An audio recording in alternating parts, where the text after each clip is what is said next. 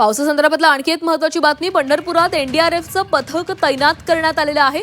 भीमा नदीच्या पाणी पातळीमध्ये वाढ झालेली आहे. पंढरपूरमध्ये जिल्हाधिकारी एस कार्तिकेयन यांच्या सूचनेनंतर एनडीआरएफ पथक भीमा दाखल झालेलं आहे.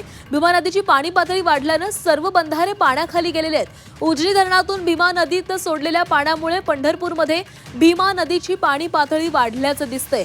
पंढरपूरमध्ये अजूनही वारकरी आहेत, ते नदीकाठी जाऊन स्नान करत असतात.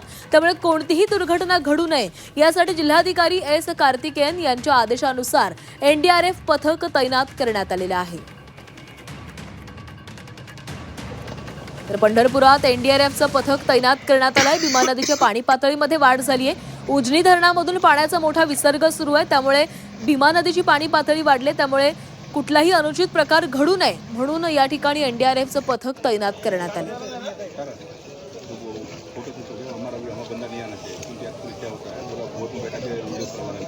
तर पंढरपूरमधली आपण हे दृश्य पाहतोय. पंढरपूरमध्ये जिल्हाधिकाऱ्यांनी दिलेल्या सूचनेनंतर एनडीआरएफचं पथक तैनात करण्यात आलेलं आहे. अजूनही अनेक वारकरी पंढरपूरमध्ये आहेत, त्यामुळे ते स्नान करण्यासाठी भीमा नदीत जात असतात आणि या ठिकाणी कुठलीही अनुचित घटना घडू नये म्हणून एनडीआरएफचं पथक तैनात करण्यात आलेलं आहे. सध्या भीमा नदीची पाणी पातळी ही वाढलेली आहे.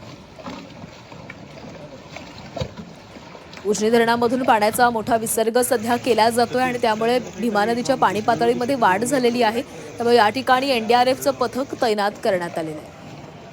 आणि या संदर्भामध्ये अधिक बोलूयात. आमचे प्रतिनिधी सचिन कसबे आपल्यासोबत आहेत. सचिन, सध्या भीमा नदीची पाणी पातळी वाढताना दिसते, त्यामुळे खबरदारी म्हणून या ठिकाणी एनडीआरएफचं पथक तैनात करण्यात आलेलं आहे. काय अधिकची माहिती आहे?